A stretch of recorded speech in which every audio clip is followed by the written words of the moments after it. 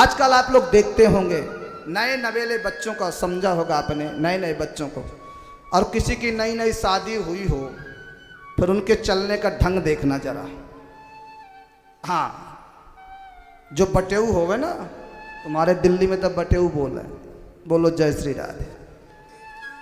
नई नई शादी हुई हो और घूमने के लिए वो जा रहे हो, पिकनिक मनाने के लिए कहीं, और फ्लैट में कहीं भी थोड़ा पैदल चलना पड़े तो दोनों फिर कैसे चलते हैं, फिर देखो उनको। वो दूल्हा भी ऐसे चले नई नई शादी करके, जैसे मान लो उर्वशी की तरह, और वाको भी देखो फिर वह कैसे चले। हाँ, फिर देखो दोनों की बात कैसे करते, फिर कैसे बात करते। एक मैंने मैया से पूछा, मैया अपने पति का नाम क्यों नहीं लेती हो तुम? पहले जमाने में माताएं पति का नाम नहीं लेती थी, बोलो जय श्री राधे। मैंने कहा मैया आप तो नाम लेते हैं। बोले पति दूर हो तो नाम लेना चाहिए, पास में हो तो नहीं लेना चाहिए, बोलो जय श्री राधे। क्यों नहीं लेना चाहिए? मैया ने कहा जब पति पत्नी नाम लेते हैं ना तो ऐसा लगता है जैसे भाई बहन बात कर रहे हैं क्या। हाँ, जब नाम लेके बात करो। लेकिन थोड़ा जमाना बढ़िया हुआ। पहले जो था सतयुग में, त्रेता में, द्वापर में, तो पता लोग कैसे बात करते थे पति पत्नी। वो कहती थी सुनते हो और वो कहती सुनती हो, दोनों ऐसे, सुनती हो सुनते हो। अरे सुन रहे हो क्या, अरे सुन रही हो क्या, यही में काम चल जाता। थोड़ा जमाना चेंज हुआ तो बच्चों के नाम से बुलाने लग गए। दिनेश की मम्मी, मुकेश की मम्मी, सुरेश की मम्मी, चिंटू की मम्मी, पिंटू की मम्मी, ऐसा कह के बुलाने लग गए। अब धीरे धीरे समय चेंज हुआ तो दिनेश, मुकेश, चिंटू, पिंटू कहना भूल जाते तो खाली मम्मी कह देते, लेकिन नाम नहीं लेते थे, बोलो जय श्री राधे। खाली मम्मी कह देते। एक सज्जन थे, डेली आते ऑफिस से, दिनेश, मुकेश, सुरेश, चिंटू, पिंटू तेरी मम्मी कहाँ है, पहले ऐसे बुलाते। एक दिन जल्दी जल्दी सूटकेस रखा, बोले मम्मी कहाँ है? बोले मम्मी ये तो कौन है, किसकी मम्मी? कहने का भाव अर्थ ये था कि नाम नहीं लेते थे। और कीर्तन में भी नाम आ जावे तो माताएं कीर्तन नहीं गाती थी। क्यों? बोले उसमें उनका नाम आता था। एक मैया थी और वो मैया कीर्तन नहीं गाती थी। एक व्यास जी कथा सुना रहे हैं, वो कीर्तन गाते हैं, काली अमरदन कंस निकंदन देवकी नंदन तब शरणम। अब मैया के पति का नाम था देवकी नंदन, सो मैया गाते काली अमरदन कंस निकंदन तब शरणम। सो व्यास जी ने कह दिया होगा मैया कीर्तन पूरा बोला करो, नहीं पीछे जाके बैठा करो। मैया ने सोचा या व्यास जी से कौन बतावे, ये वही कीर्तन डेली गावे, कोई दूसरा गावे तो मैं भी गाऊंगी। मेरे अगर मैं कीर्तन गाऊं तो मेरे उनका नाम आता है, चलो आज दूसरा गाएंगे शायद। अब फिर व्यास जी डेली वही कीर्तन गाते, सो मैया उनका नाम आता। अब एक दिन मैया, व्यास जी ने कह दिया मैया या तो कीर्तन पूरा गाया करो या पीछे जाके बैठा करो। मैया ने सोचा बैठेंगे तो आगे ही, अब आज कीर्तन पूरा गाऊंगी। मैया रात भर सोई नहीं, सोचती रही। मैया की बेटी का नाम था चंपा। सो पंडित जी ने कीर्तन करायो। प्रातः काल मैया जब दूसरे दिन कथा में आई, तीसरे दिन, तो मैया खूब सज के आई। अब जब सज के मैया आगे बैठी, सो व्यास जी ने कीर्तन करायो, काली अमरदन कंस निकंदन देवकी नंदन तब शरणम। मैया क्या बोली? काली अमरदन कंस निकंदन चंपा के पापा तब शरणम। काली अमरदन कंस निकंदन चंपा के पापा तब शरणम। हेलो, कीर्तन पूरा है गए हो ना। देवकी नंदन मीन्स भगवान, कीर्तन भी पूरा है गया। अब वो दोनों जब जाते हैं घूमने के लिए, नया जोड़ा, अब फिर बात करते जाते हैं, अब पैर ऐसे फेंकेंगे, नया जोड़ा, नई नई शादी होके आई ना, वह बेटी का भी चलने का ढंग नहीं है और बेटा का तो कहना ही क्या। अब एक स्टेशन पे जा रहे थे, ट्रेन पे जाना था उनको, घूमने कहीं जा रहे थे। एक बाबा जी थे, वो बेचारे रामायण पढ़ रहे थे। अब वो बोलने लग गया, देखो ये बाबा जी स्टेशन पे, आजकल संत कोई प्लेन पे चलने लग जा, ओहो वो संत प्लेन पे जा रहे थे, वो ट्रेन पे जा रहे थे, क्या वो भी तो तुम्हारे जैसे मनुष्य हैं, वो भी मानव हैं, वो तपस्या ही तो करते हैं, भजन ही तो करते हैं। संत रामायण पढ़ रहे थे तो उसने कहा हाँ हाँ देखिए स्टेशन पे रामायण पढ़ रहा है। बोले हाँ अभी थोड़ी देर में 10 20 50 रुपया मांग लेगा। और दोनों ऐसे मस्ती में घूमते रहे। ट्रेन आई और संत ने ट्रेन अपनी पुस्तक उठाई, ट्रेन पे बैठ गए। ट्रेन आकर के चलने लगी तो उस आदमी ने तो ट्रेन पकड़ ली, लेकिन उसकी औरत ट्रेन के नीचे रह गई। अब जोर जोर से चिल्ला रहा है भैया ट्रेन को रोको, ट्रेन को रोको। क्या बात हुई बेटा? वो संत कह रहे हैं भैया क्यों चिल्ला रहा है? उसी डिब्बे में थे। बोले तुमको क्या? अरे चुप रहो ना। अरे बता दे भैया क्या बात हो गई? बोले तुमको क्या पता, तुम क्या करोगे? अरे बता तो दे बेटा क्या बात हुई? बोले मेरी पत्नी नीचे रह गई। बोले जो तू मेरे मजाक कर रहा था स्टेशन पे, जो मैं कर रहा था यदि जिंदगी में तुमने वो कर लिया होता तो तुम्हारी बेबी प्लेटफार्म पे नहीं होती, ट्रेन के अंदर होती। क्या कर रहे थे तुम? बोले मैं रामायण पढ़ रहा था। संत ने कहा कि मैं रामायण पढ़ रहा था, यदि तुमने रामायण पढ़ ली होती तो तुम्हारी बीबी प्लेटफार्म पे नहीं, डिब्बे के ट्रेन के अंदर होती। कैसे? बोले रामचरितमानस में लिखा है। क्या लिखा है? रामचरितमानस में लिखा है सिय चढ़ाय चढ़े रघुराई, सिय चढ़ाए चढ़े रघुराई। सिय चढ़ाय चढ़े रघुराई।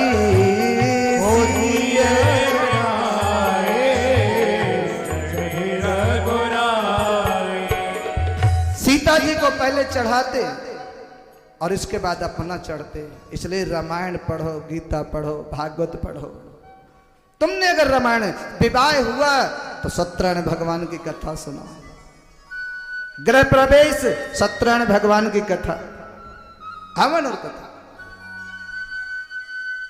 इसलिए प्रभु से प्रेम करना चाहिए। कर्दम ऋषि को कहा बोले तुम्हें भगवान सृष्टि करना चाहिए। कर्दम ऋषि ने जाकर के बहुत सुंदर तपस्या करी और इन्होंने भी 10,000 वर्ष तक तप किया। भगवान नारायण का दर्शन हुआ और भगवान नारायण ने कहा तुम विवाह कर लो। मनु महाराज की एक पुत्री है जिनका नाम है देवहूति, उसके साथ विवाह करो। कर्दम ऋषि ने भगवान से कहने पर विवाह किया और कहा भगवान से कहा सुनो मैं विवाह तो करूंगा लेकिन तुमको पुत्र बन के आना पड़ेगा। भगवान ने कहा स्वीकार है। जरा याद करिए जिस भक्ति में भगवान पुत्र बन के आ जाएं तो वह भक्ति बिल्कुल शाश्वत हो जाती है। कर्दम ऋषि अगर पुत्र बन करके आप आओ तो मैं जरूर विवाह करूंगा। भगवान ने कहा मुझे स्वीकार है। और मेरे प्रभु ने कर्दम ऋषि से आदेश दिया कि आज के तीसरे दिन मनु महाराज आएंगे जो पृथ्वी के प्रथम राजा हैं। उनकी पत्नी का नाम शत्रुपा है, उनकी पुत्री का नाम देवहूति है, उसके साथ तुम विवाह करना। मनु शत्रुपा के हम सब संतान हैं। इसी से सृष्टि का प्रादुर्भाव, पूरी सृष्टि का प्रादुर्भाव हुआ है। इसलिए सज्जनों तीसरे दिन महाराज मनु महाराज आए अपनी पुत्री का लेकर के। कर्दम ऋषि ने 3 आसन बिछाए, एक बेटी की होने वाली पत्नी के लिए, ससुर जी के लिए, सासू जी के लिए, और एक आसन डाल के बैठ गए।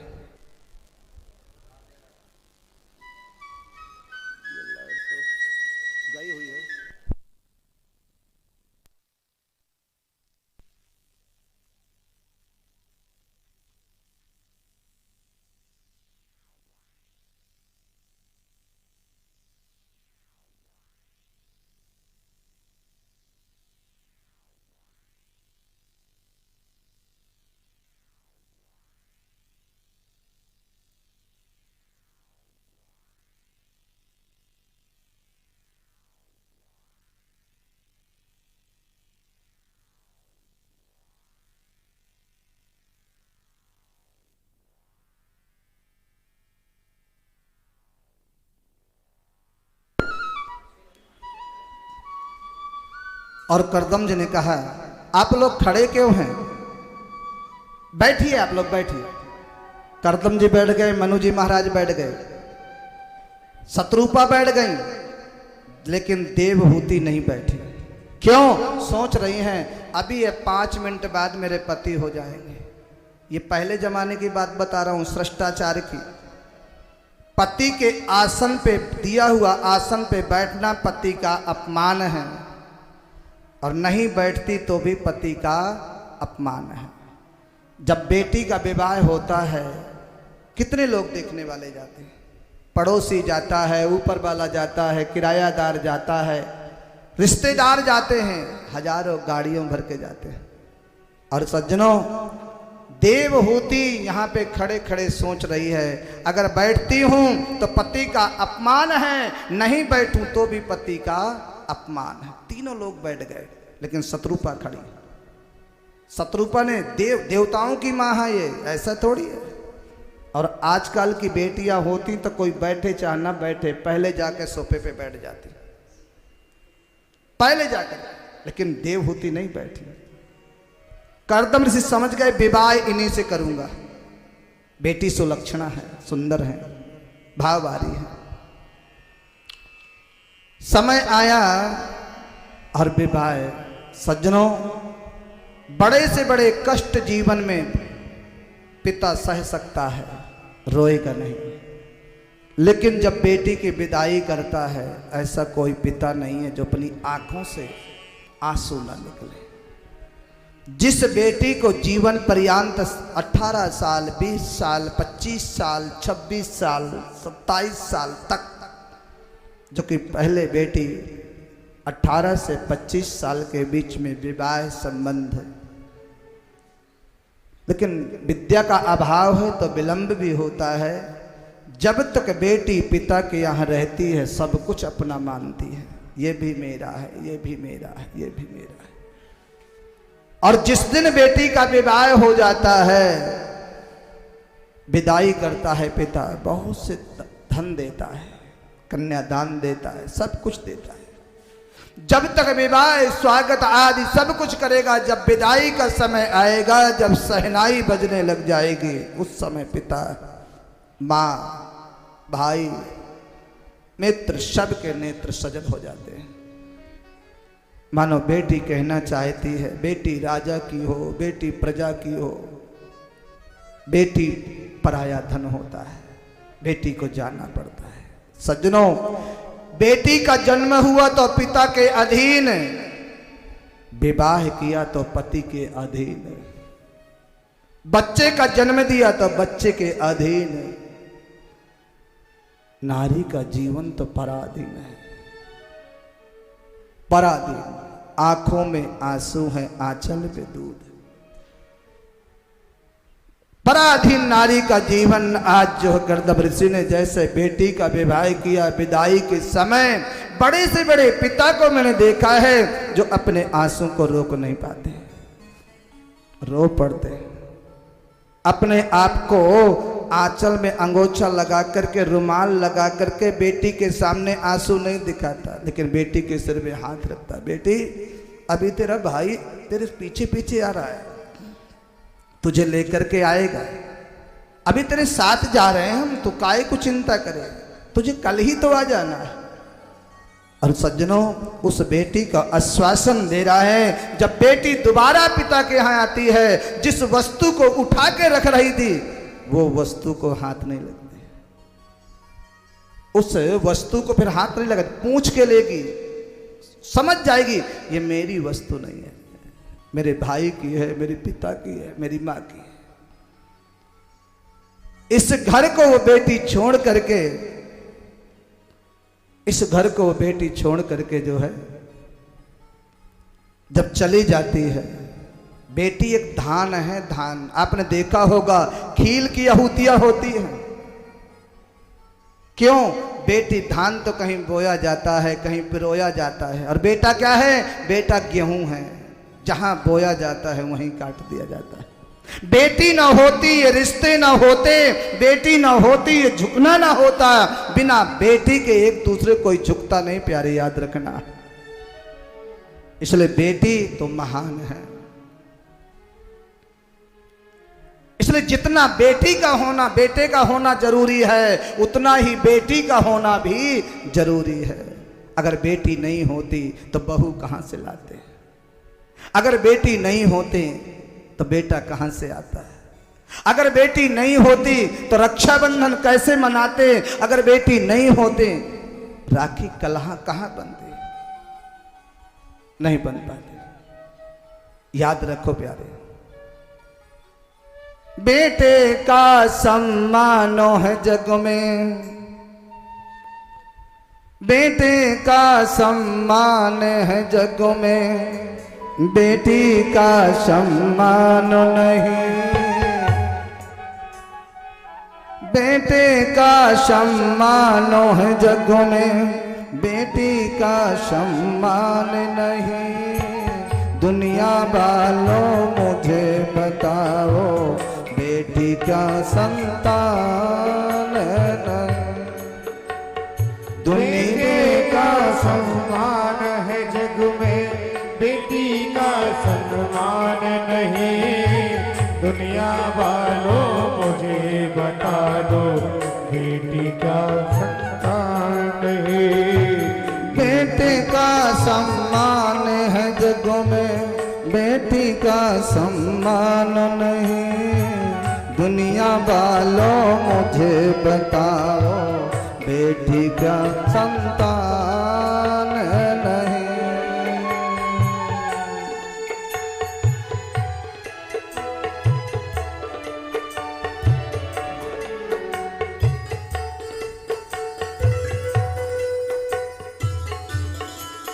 जय हो।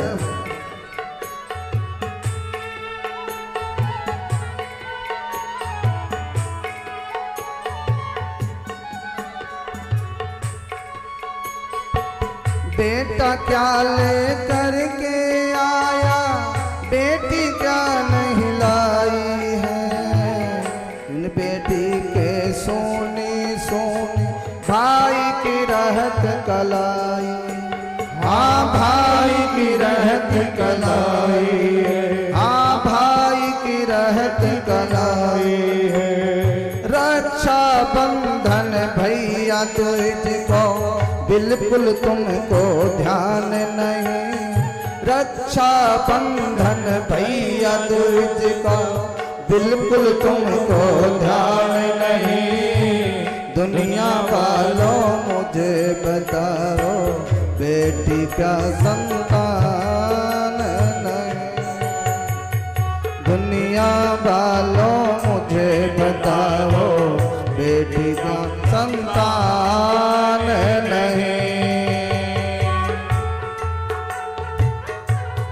जय हो।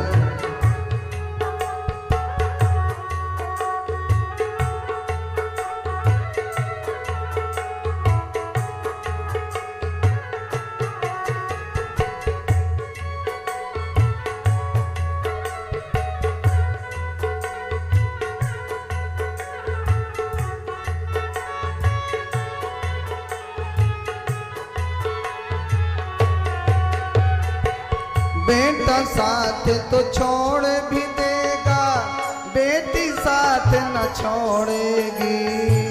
छोड़ेगी वो जिस दिन दोनों कुल से नाता जोड़ेगी। हाँ कुल से नाता जोड़ेगी, हाँ कुल से नाता जोड़ेगी।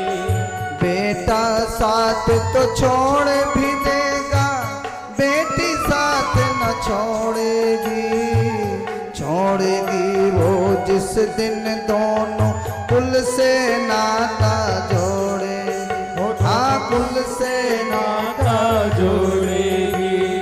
कन्यादान से बढ़कर भक्तों, कन्यादान से बढ़कर भक्तों, दूजा कोई दान नहीं। दुनिया वालों मुझे बताओ, बेटी क्या संतान नहीं। ओ दुनिया वालों मुझे बता दो, बेटी क्या संतान नहीं।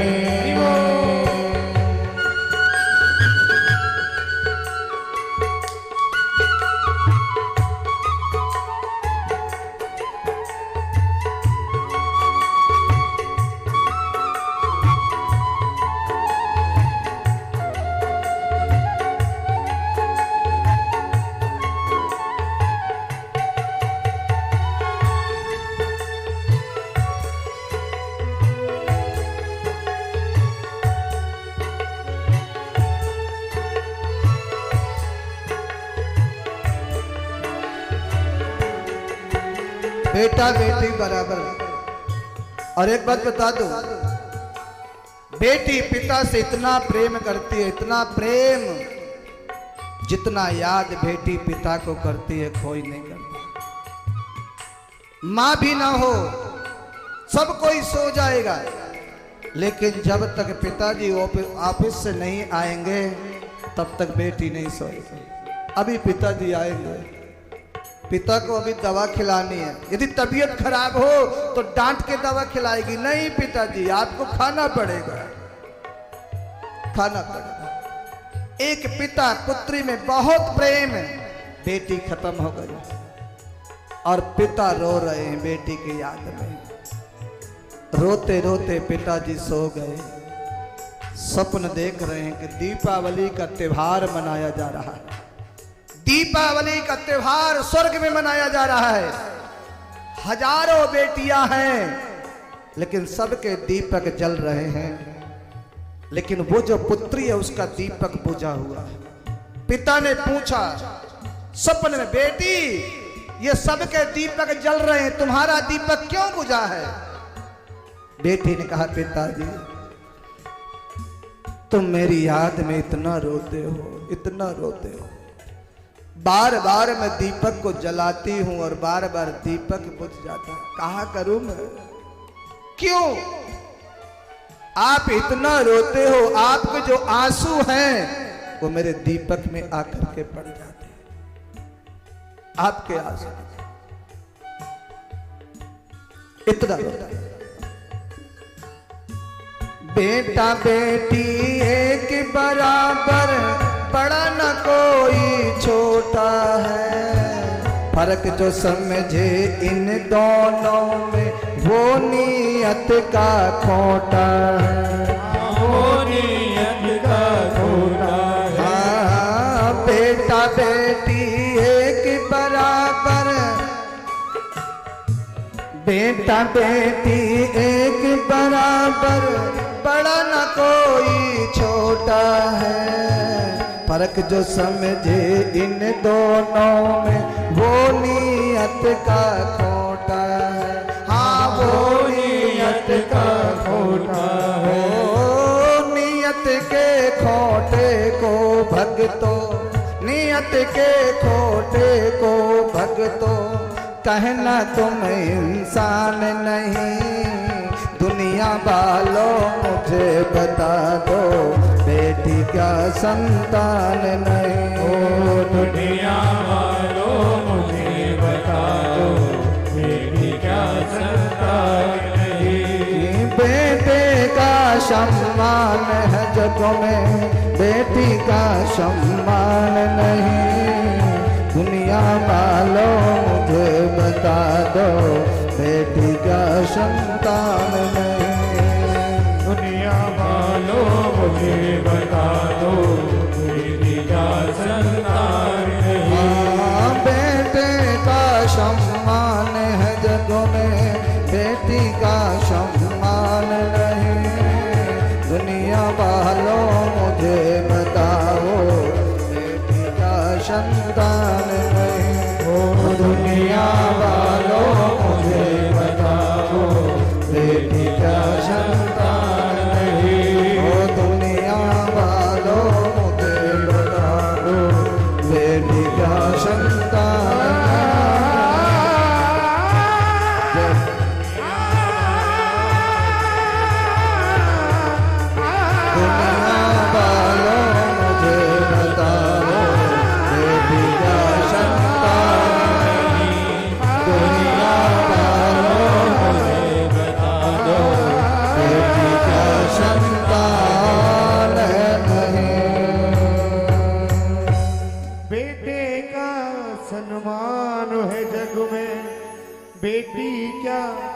सन्मान नहीं। दुनिया वालों मुझे बता दो, बेटी क्या संतान नहीं? बोलिए जय श्री राधे। जय श्री राधे। एक बार जोर से बोलिए जय श्री राधे। जय श्री राधे। आलसी तो बहुत हैं, लेकिन आप जैसे श्रद्धालुओं को देख करके ऐसा लग रहा है जैसे 500 लोग बैठे हों। क्यों? भगवान की कथा 5 व्यक्ति भी सुनते हों तो भी भाव से सुनाना चाहिए, वही भाव, सद्बुद्धि। और कल मेरे लाला का प्रकट दिवस है, बड़ी सुंदर, अधिक से अधिक संख्या में उसका उत्सव मनाइएगा। जो भगवान का उत्सव मनाते हैं उनके घर में भी उत्सव होते हैं। बोलो जय श्री राधे। देवहूति के यहाँ भगवान कपिल का प्रकट हुआ। कर्दम ऋषि ने सुंदर विमान का निर्माण किया, 9 कन्याओं का जन्म हुआ। क्यों? उन्होंने कहा था एक बेटा होगा संत बन जाऊंगा। 40 साल के बाद समाधि खुली।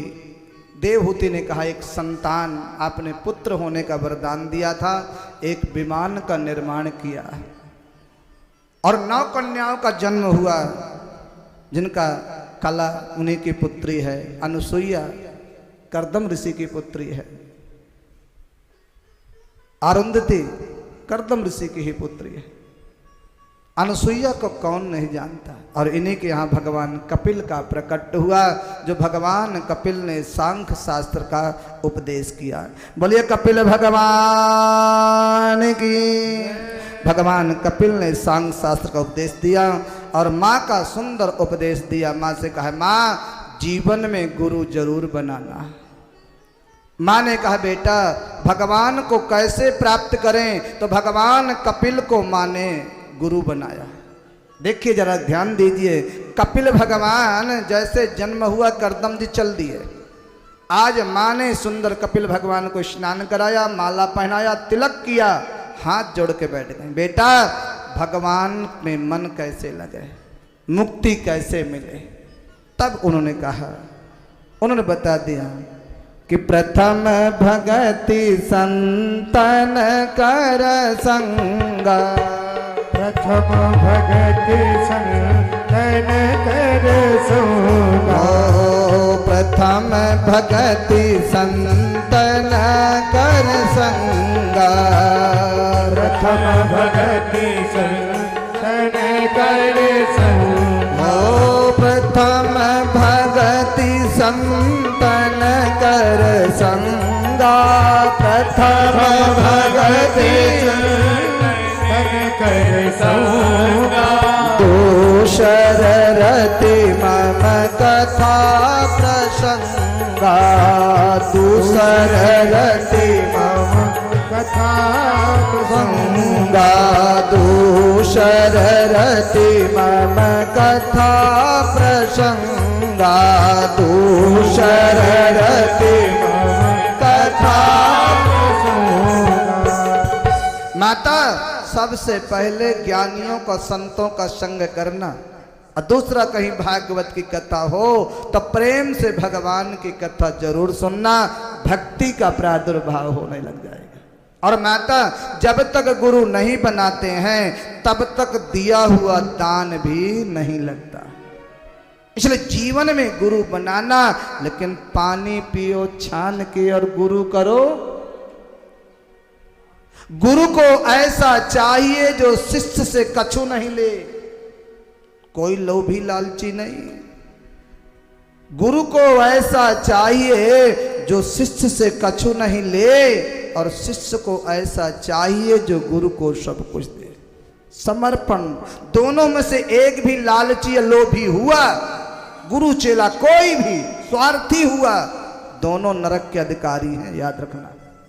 चाहे गुरु हो चाहे शिष्य हो, यदि लालची है लोभी है, दोनों में से दोनों नरक के अधिकारी हैं। इसलिए प्यारे, जहां हमारा मन झुकने लग जाए, हमारा गुरु के अंदर भगवान का दर्शन होने लग जाए, ये मेरे योग्य हैं, ये गुरु बनाने योग्य हैं, उसको गुरु बनाओ। और मैं तो ये कहता हूँ किसी ब्रजवासी, किसी कोई ब्राह्मण का गुरु जीवन में बनाना, गृहस्थ जीवन, गृहस्थी के लिए गृहस्थ ही जीवन गुरु होता है। भगवान राम ने गुरु बनाया वशिष्ठ जी महाराज को, कन्हैया ने संदीपन मुनि को गुरु बनाया, इससे बड़ा प्रमाण नहीं हो सकता है।